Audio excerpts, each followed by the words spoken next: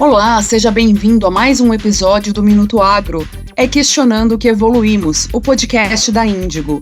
Eu sou a Aline Araújo, Head de Comunicação da Índigo, e esse é o espaço para você ficar atualizado sobre o que acontece no agronegócio no Brasil e no mundo. Minuto Agro, com Aline Araújo da Índigo e convidados especialistas no agronegócio. No episódio de hoje, vamos mergulhar no universo da tecnologia associada ao crédito rural. Quais tipos de inovação disponíveis para melhorar e facilitar a jornada de obtenção de recursos para o financiamento das safras? Como profissional de Business Intelligence, nosso convidado é excepcionalmente qualificado e intraempreendedor, atuando hoje como Head de Agronegócios do Serasa Experience. Seja bem-vindo ao Minuto Agro, Marcelo Pimenta. Obrigado, Aline. Obrigado pelo convite. Imagina, obrigada a você aí por ter aceitado bater esse papo com a gente. A Serasa é uma marca amplamente conhecida pelos brasileiros. Conta pra gente como que ela se conecta com o agronegócio. Legal, Aline. Sim, realmente a Serasa tem uma conexão muito forte com todos os brasileiros. Está há 55 anos no mercado, inicialmente provendo informações para tomada de crédito, né, deixar a decisão de crédito mais transparente para credores e para consumidores, e ao longo desses 55 anos tem colocado cada vez mais novos serviços, né, no seu portfólio. Então foi assim que nós entramos em fraude, e em prevenção à fraude, né, em verificação de identidade, market service, e recentemente, nos últimos 3 anos, a gente lançou a Operação de Agro. A Operação de Agro, ela começou de um estudo no nosso Data Lab, né, no laboratório de dados.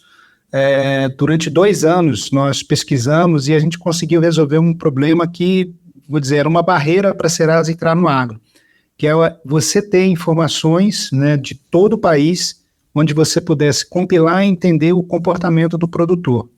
Então, os bancos de dados da Serasa têm dados referentes ao comportamento, né, de produtores, de empresas, mas a gente não tinha informações sobre as terras, né, sobre o território desse produtor. Então, quando a gente faz uma análise de crédito, principalmente para o agro, esse é um fator determinante.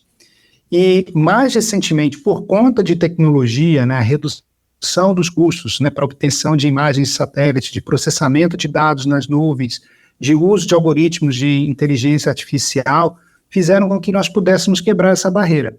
Então, ficou mais fácil você acessar dados alternativos, né, que pudessem compor e dessem uma visão desse risco e utilizar os dados tradicionais que nós temos aqui dentro. Então, com isso, nós desenvolvemos um primeiro serviço, um primeiro produto que nós chamamos de AgroScore, que é um benchmark do setor, porque consegue descrever muito bem a capacidade de pagamento do produtor, considerando algumas dimensões.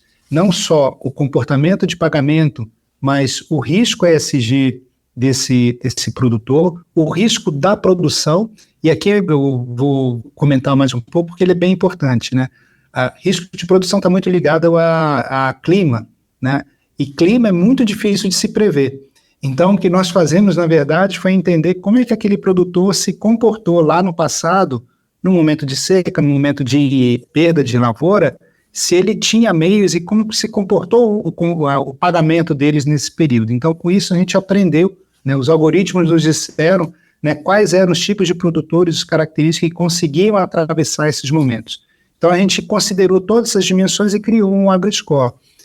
Com isso, a gente entrou no mercado, nesse período adquiriu 2 empresas, né, a Brain AG, que era um middleware que já conectava mais de 140 fontes de informação, e depois a AgroSatélite, que é uma empresa super especializada em análise de imagens de satélite, que já fazia mapeamento de soja e milho no Brasil e cana há muito tempo. Então, foi uma entrada bastante forte que nós fizemos, é uma aposta grande não só da empresa aqui no Brasil, mas do grupo de maneira geral, né, onde a gente possa expandir esses serviços aí para outras regiões. Legal. Olhando hoje, né, a Serasa como sendo, então, uma grande provedora de informações no processo de concessão de crédito, qual que é o papel da tecnologia hoje dentro desse processo? fundamental. Assim, a gente não teria uma operação de análise de risco no agro se não fosse tecnologia. Como eu disse, existe uma barreira muito grande, que é uma barreira informacional, para você avaliar o risco de um produtor, ou de um território, ou de uma fazenda, né? Então, é necessário, além de acessar dados disponíveis, né, você criar redes de relacionamento. Então, o que acontece é que nós utilizamos algoritmos que preveem e criam redes de relacionamento entre grupos econômicos, né, grupos familiares. Então, você faz análise de risco, linkando cada um desses nós, que a gente chama, né, da cadeia. Além disso, você tirar uma imagem de satélite, processar os últimos 10 anos que aconteceu naquelas terras e extrair informações de como se comportou a produção ao longo desses 10 anos, só é possível graças à tecnologia, e principalmente os algoritmos de inteligência artificial. E aqui eu estou falando de os algoritmos mais tradicionais de inteligência artificial, não estou falando de inteligência artificial generativa, que está bastante em voga hoje em dia, mas o que eu estou falando é de machine learning, de aprendizado de máquina, de meios de entender como extrair informação a partir das imagens. Então, tecnologia é fundamental, e se não fosse ela, não seria possível reduzir os custos de análise e levar de uma maneira bem mais barata para o credor, tanto a análise de crédito, quanto também o monitoramento desse risco ao longo de todo o financiamento. Olhando um pouco sobre a perspectiva de mercado, nos últimos 10 anos, a gente vem vivendo a transformação do setor financeiro, liderada pelo surgimento das fintechs, que chegaram trazendo inovação, tecnologia para um setor tão tradicional, né? Como que você avalia, pegando um pouco de um gancho de tudo isso que você está falando, desse processo de novas ferramentas para a concessão de crédito, como que você avalia o impacto dessa transformação tecnológica, especificamente dentro do crédito rural? Ele é muito grande. Você citou as agri-fintechs, né? Foi e é um movimento fundamental para que o mercado todo se movimente. A maneira com que uma startup começa, né, que uma agri-fintech começa, ela começa desafiando o modelo vigente, né? Então ela começa desafiando, por que levar 40 dias para uma análise de crédito, se nós podemos fazer uma análise de informação tão profunda quanto mandar uma pessoa em loco numa fazenda, onde ela tem que pegar um avião, tem que dirigir 800 quilômetros e tem que conversar com o produtor e os vizinhos deles, né? Então, esse desafio foi lançado por várias agri-fintechs, vários empreendedores. Acho que hoje são mais de 2.000, 3.000 agri-fintechs atuando no país, e elas têm um papel super importante de desafiar o sistema. Tanto é que nós, né, que a Serasa, como uma empresa tradicional, decidiu adquirir 2 delas justamente para trazer as pessoas, os empreendedores que estavam ali dentro, né, e todo o know-how que eles têm, e assim, a capacidade, a motivação que eles têm de desenvolver negócios, como também a tecnologia que eles conseguiram desenvolver para quebrar algumas barreiras, né? Então, a agri-fintechs tiveram e têm um papel relevante, muito relevante na transformação do crédito de maneira geral. Além disso, associado a esse movimento de tecnologia, é importante dizer que a gente também teve um movimento regulatório muito importante. Então, nos últimos anos, nos últimos 6, 7 anos, quer dizer, se a gente for um pouco mais atrás, né, a gente teve a criação da CPR, depois a gente teve a lei do Agro 1, teve a lei do Agro 2, teve a regulamentação dos FIABROS, dos FIDICs. Isso trouxe uma perspectiva para o mercado de capitais e para o crédito privado entrar no agro que não tinha 10 anos atrás. Então, quando a gente vê a expansão da demanda no mundo por alimento, né, quando a gente vê que o Brasil é um dos poucos países do mundo que tem capacidade de aumentar a sua produção algumas vezes, sem a necessidade, sem as restrições que outros países têm, é muito claro que a demanda de crédito vai ser cada vez maior. E por que ela vai ser maior? Porque você precisa aumentar a eficiência, você precisa de melhores sementes, você precisa de melhores adubos, você precisa de melhores insumos, você precisa de máquinas, você precisa de colheitadeira, você precisa de trator, e para tudo isso você precisa de crédito. Então a demanda de crédito é muito alta. E o que aconteceu foi um movimento correto, né, onde o governo começa a sair do papel dele de dar subsídios para a produção e começa a focar esses subsídios no pequeno e no médio produtor, ou no agricultor familiar. E aquele grande produtor, aquele médio produtor que tem capacidade, que exporta, o próprio mercado, né, o próprio mercado financeiro, mercado de crédito, mercado de capitais, tem toda a capacidade de financiar esses produtores a taxas bastante competitivas. Então, eu acho que foi um movimento em conjunto. A gente teve um movimento regulatório importante, a gente teve um movimento tecnológico importante, a gente teve um movimento do mercado demandando por mais alimento do Brasil importante também. Então, olhando o lado positivo, né, é a tempestade perfeita, né, para que houvesse esse crescimento no setor. Então, um resumo, eu colocaria nessas três vertentes. Tá? Sim, e de fato, né, existe uma demanda crescente pelo crédito de um lado, e do outro, existe uma questão da dificuldade no acesso, né? A dificuldade enfrentada pelo produtor no acesso ao crédito, ela está associada a questões de documentação, garantias exigidas, a burocracia percebida, a demora na liberação do crédito, mas principalmente pela falta de informação. Como que um produtor pode se preparar desde o início da safra para percorrer um caminho menor, um caminho menos tortuoso, mais rápido nesse processo? Tem dois movimentos, Aline. Eu vou falar do ponto de vista do produtor, mas queria começar pelo próprio mercado. Nos últimos 5 anos, se reduziu bastante os tempos de análise, né, de um produtor rural, justamente por todo o ponto de tecnologia que nós comentamos aqui.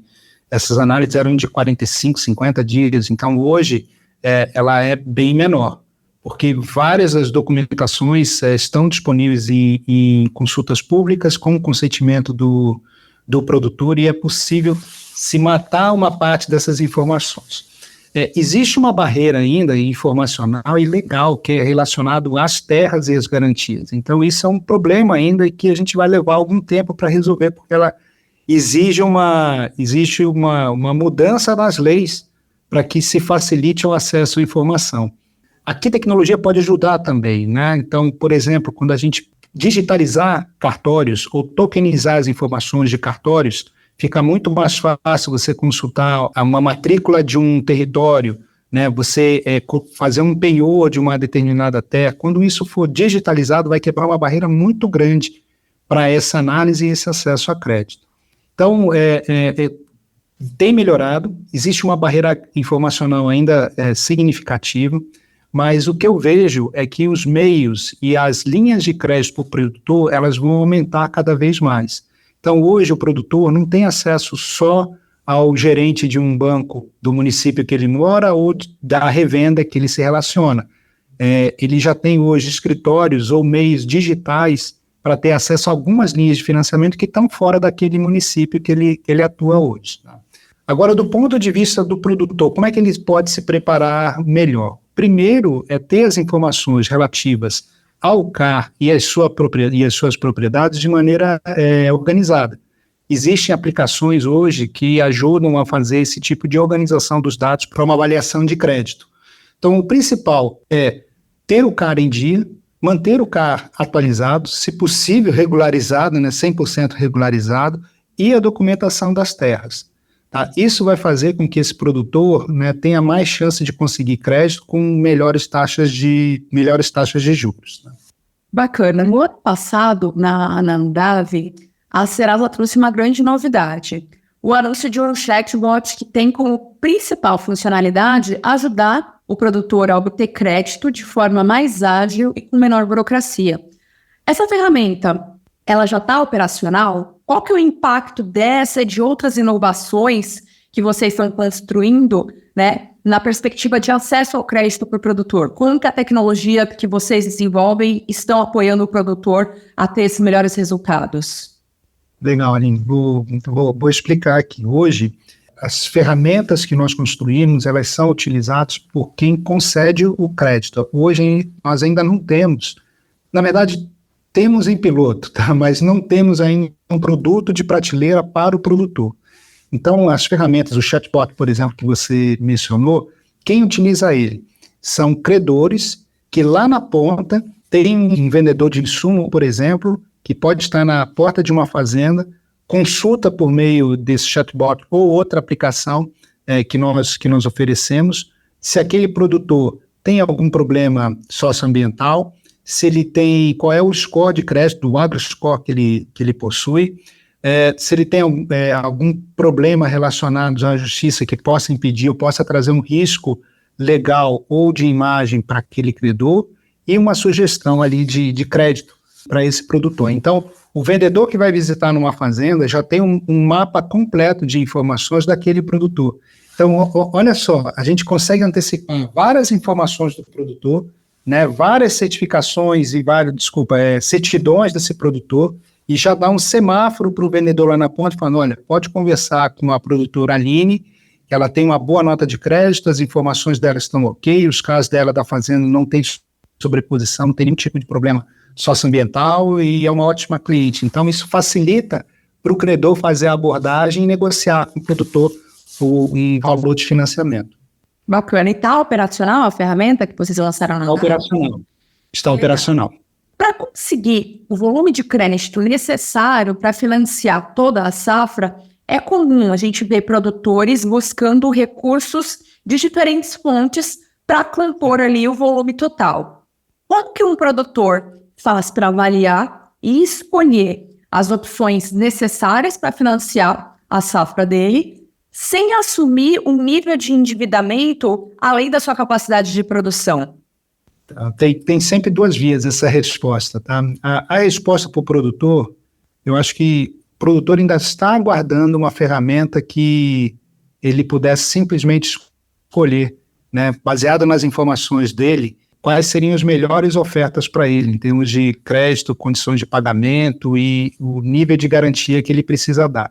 Aliás, a nossa visão aqui de futuro próximo é dar justamente essa opção para o produtor. Eu não quero fazer propaganda, só vou usar como exemplo, tá? A Serasa tem um produto que se chama Serasa Crédito, né, onde ela, a partir do CPF do consumidor, ela avalia ofertas de cartão de crédito de empréstimos para esse consumidor, principalmente das classes CDE, né, que tem mais dificuldade para acesso a crédito. Então, é uma maneira que a gente tem e que o consumidor tem de já saber, a qualquer momento, abrindo o aplicativo, se existe uma oferta para ele, e ele escolhe lá a melhor taxa e a melhor maneira de pagar. Nosso sonho aqui de curto e médio prazo é conseguir levar isso para o produtor também. É mais complexo, porque o crédito para o consumidor é um crédito sem garantia, na maior parte das vezes, praticamente todos eles são sem garantias, com tickets até R$5.000. Quando a gente pensa no produtor, assim, se você pegar um produtor familiar, a gente está falando de tickets de 150 mil, né, de 50 mil reais, né, 150 mil, e quando a gente pega médio e grande produtor, a gente está falando de 2 milhões, 5 milhões de reais. Então, você fazer isso num aplicativo vai ser difícil. Mas o que a gente pode pensar aqui é que, pelo menos, o intermediário disso, que é o produtor fazer a consulta, saber as ofertas, e aí ele chamar um agente, ou ter um agente que negocie para ele a disponibilidade daquele crédito, a gente enxerga que é possível. A gente está a alguns passos de fazer isso do ponto de vista de tecnologia. Tá? E aí, terminando o outro lado, né? Isso eu falei do lado do produtor, agora estou falando do lado do credor, né? Do lado do credor, acho que o que está faltando também é ter mais padronizado as suas políticas de crédito, né? Se os credores puderem compartilhar mais as suas políticas de crédito, fica mais fácil, né, para empresas que estão intermediando essa negociação com o produtor de conseguir fazer essas ofertas. Bacana. A inadimplência na agricultura, ela é um motivo de preocupação constante e ela se tornou uma pauta recorrente durante essa safra. A inadimplência, ela gera um impacto tanto no acesso quanto no volume de crédito disponível para o produtor. Como que a tecnologia age para mitigar risco, melhorar a assertividade e beneficiar os produtores com melhor histórico? Na medida que você consegue avaliar o comportamento de um produtor, não só nesse momento, mas nos últimos 5, 10, 15 anos, né, a tecnologia pode indicar se esse produtor está muito alavancado ou pouco alavancado e qual é a resiliência que a gente chama, né, o quão resistente ele é a crises, tá? Isso, na verdade, não é algo assim extraordinário, isso já é feito hoje, existe tecnologia para isso. Eu vou dar um exemplo para você. Assim, é um tema polêmico, tá? Porque quem está sofrendo uma RJ pode não concordar, mas eu preciso falar para vocês que, do ponto de vista de dados, analisando os dados, quando a gente olha a maior parte das RJs de pessoa física, 80% dessas RJs, elas vieram de pessoas que já estavam muito alavancadas. Assim, já estavam alavancadas há 20, 24, 30 meses antes do pedido de recuperação. Então, o crédito foi concedido, né, havia um risco e o risco aconteceu. Tá? Existe uma exploração do que está ocorrendo, existe. A gente sabe que existe, está concentrado em alguns municípios que estão se aproveitando desse momento para lançar EJs que, na verdade, a gente não vê motivo. Tá? Mas tecnologia para prevenir existe. Tá? Esse é um ponto importante. Agora, a inadimplência, de fato, ela acaba tornando o crédito mais difícil. Esse movimento que aconteceu todo esse ano já vai tornar o crédito da próxima safra mais restritivo. A gente teve um pequeno movimento de inadimplência, né? Se a gente acompanhar os indicadores, que inclusive a gente divulga, né? A Serasa tem um boletim agro que a gente, de maneira recorrente, divulga, ele se manteve estável. Então, assim, a gente atravessou uma crise, aí a gente teve uma crise de RJ, mas os volumes muito pequenos comparados ao total. Então, a gente, por exemplo, ao longo do ano passado, teve 124 pedidos de recuperação judicial, mas num universo de 1,6 milhões de produtores que tomaram algum tipo de crédito. Então, o volume é pequeno, é que o escândalo é grande, né? E para quem tomou, para quem sofreu a falta de pagamento, assim, é muito ruim. Assim, a gente tem revendas que estão numa situação muito difícil por conta de algumas de inadimplência, né? Mas se a gente acompanha o número total, ele está estável. O número está estável. Então, mesmo assim, existe uma percepção de risco maior no mercado, e essa percepção de risco maior no mercado já vai fazer com que o escrutínio e a análise de crédito não sejam mais rigorosos. Então, assim, produtores terão as dificuldades de se financiar no próximo ano, na próxima safra. Pegando um pouco o engancho desse ponto sobre a próxima safra, e até mesmo a nossa última pergunta para a gente encerrar o nosso bate-papo aqui, a conversa tá super boa, super esclarecedora.